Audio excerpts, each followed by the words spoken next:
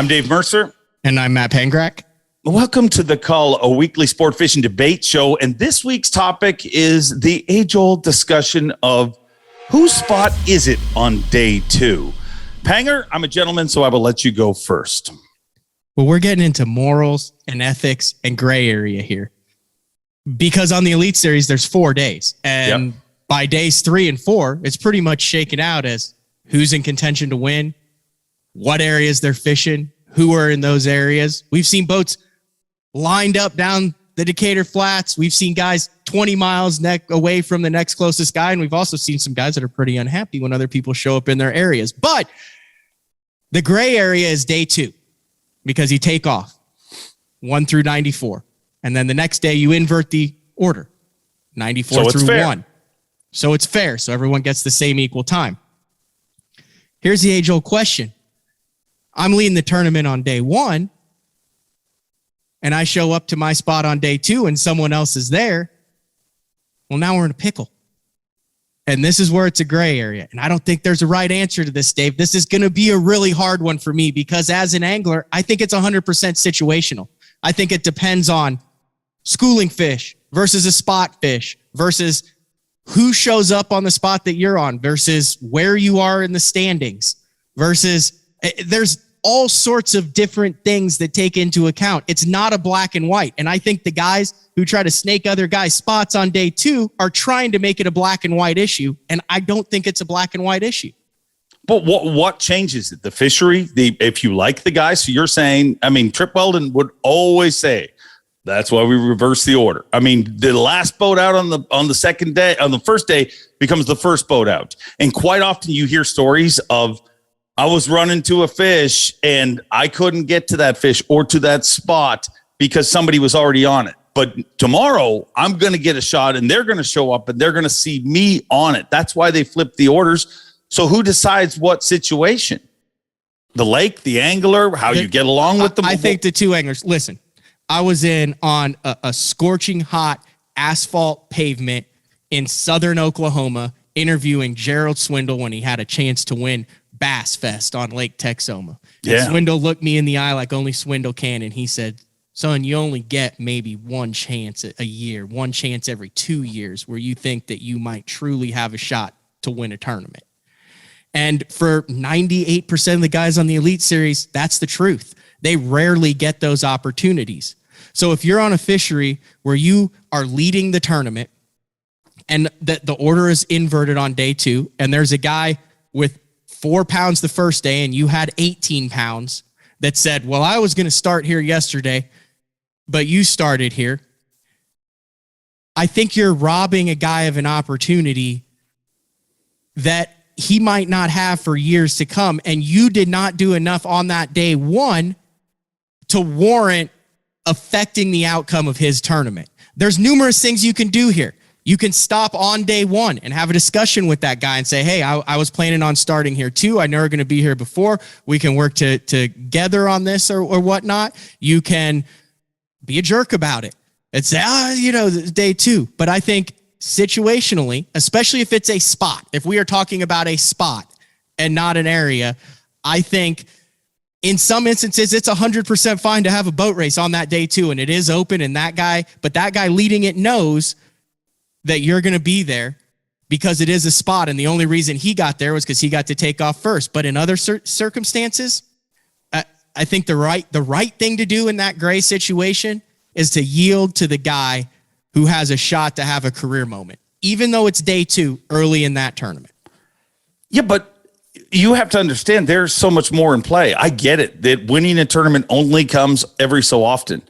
But one of the toughest things to do in fishing right now is something you're trying to do, and that's qualify for the Bassmaster Elite Series.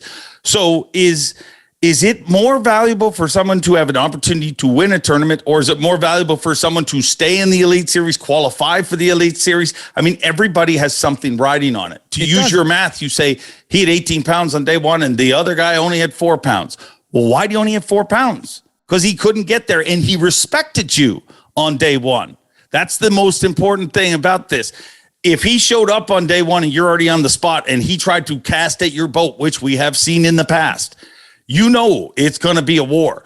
But if you see an angler respecting that on day one, you get a shot at that spot on day two. It's just the way the rules are written. And I get it. There is some gray rules. There's some debate that has to happen on the water. It's some of my favorite moments in tournament fishing. But rules are rules, and they're there for a reason. If not, this conversation reminds me of the NFL playoff rules, where they flip the coin and, you get offense. And if you score a touchdown, it's over. By your math, you're telling me if I win the flip of the coin and I get to go boat one and I get 18 pounds on day one, you really don't get an opportunity to defend. Listen, I'm talking extremes there. It's easy to make examples with extremes, and that's an extreme. A guy leading and a guy really having a poor day and flipping. It shows that's an instance of a gray area where I think, I don't think that guy who's way far down in the standing should have it. It happened at this past classic, Dave. It happened with that. There were a couple different anglers that wanted to get on the outtake that Jared Miller had almost 17 pounds on. The field was inverted. That angler came up to Jared Miller and said, dude, I'm in next to last place in the classic. You got a chance to win this thing. I just want to put your mind at ease and say, even though it's inverted, I probably would have had that weight had the random takeoff been different. I'm giving that to you. You've got a chance to win the classic. I don't. In 90% of the cases, we see it in Florida. We see it around. I think the anglers work together. Yeah. I think the smart way to do that is to move in, to not move in, but to make contact with that angler on day one. If you know him, contact him after the day. During the day, say, hey, what are you fishing here? What's going on here? We've seen a lot of times where both anglers benefit from it. And it might not create a winning environment. It happened in Bass Fest on Kentucky Lake between Dean Rojas and Chris Johnson when he qualified just for it. Rojas fishing a shell bed. Chris Johnson rolls up. I'm from Canada. I paid big money to get in this tournament. I don't have anywhere else to fish. This is the only shell bed I can catch him on. Do you mind if I share it with you? Dean begrudgingly shared it with him on day one. They both showed up day two. The reason that Chris caught him on day one, Dean let him in.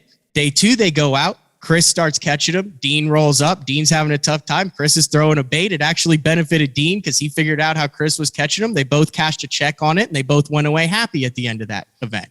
Like I said, it's a gray area, but I don't think you can say, I have a right to any spot on the lake on day two just because the order was inverted. And I don't think you can say, I have a right to this spot because I was here first on day one just because you fished there first. I think it's 100% situational, and that's what makes this topic impossible to answer because it's not a black and white question. So what's the number? You said it's pretty clear if it's 18-4, but if they have 13, is it okay? 14? That's the beauty of this state. 15? That's the gray area. Here's the truth. The Pirates are what screws it up. You're right. I'd say 95% of the time the anglers work it out. You just hear a little joke here and there about whatever. It's the Pirates. And the Pirates get sussed out, basically. The Pirates, you're talking about the guys that the only reason they're there is because they had a bad first day and you had a good first day and they drove past you and said, oh, that's where he's fishing. And the next day, the only reason they're there is because you were there the first day. Yep. You know what? This happened on Smith Lake in the Bassmaster Open to me, Dave. I started out on a community hole on a point, and I wasn't catching them that good. Well, guess who rolls around me and starts in the middle of the gut about 500 yards away? None other than Jesse Wiggins. Oh, and I said, my goodness, I have missed the school. Because he's a Smith Lake expert. Well, a couple hours later, I go back there, and it crossed my mind. Well, Jesse isn't there anymore. And I didn't catch any on that point, but I would not have fished that spot. There is a 0% chance I would have been in that spot had Jesse Wiggins not started there and been there. And I could have trolled over and gotten in the gut and worked my way towards him. I mean, he's only 500 yards away. I would not have done that had he not been there. And it was hard for me not to, but I did not feel like it was the right thing to do in that situation. It's a lot of gray, because there's also, you got to take in forward facing sonar has totally changed that too, because the way people fish, it's not spots. A lot of times, like you go to Lake St. Clair, people would fish a little edge before. Well, now they start at that edge, but they follow fish, and wherever those fish go, that's where they go. So are they following fish? Are they following you? It's a gray area. I don't think anything has to change. I say, keep the takeoff order exactly how it is. And, you got to figure it out because you fish tournaments. I just talk about them. I'm keeping it exactly the way it is. But I just wish 100% of the people, if it crossed their mind, if you have to justify why you're stopping at a spot, it's wrong. Keep it the way it is. Wow. But do the right thing. Did we just agree, Panger? I think so. I'm not sure what the initial question was, so we might have botched it at the end because I thought it. Who knows? Let us know what you think. Whose spot is it on day 2? Is that why we flipped the orders, or is it totally situational?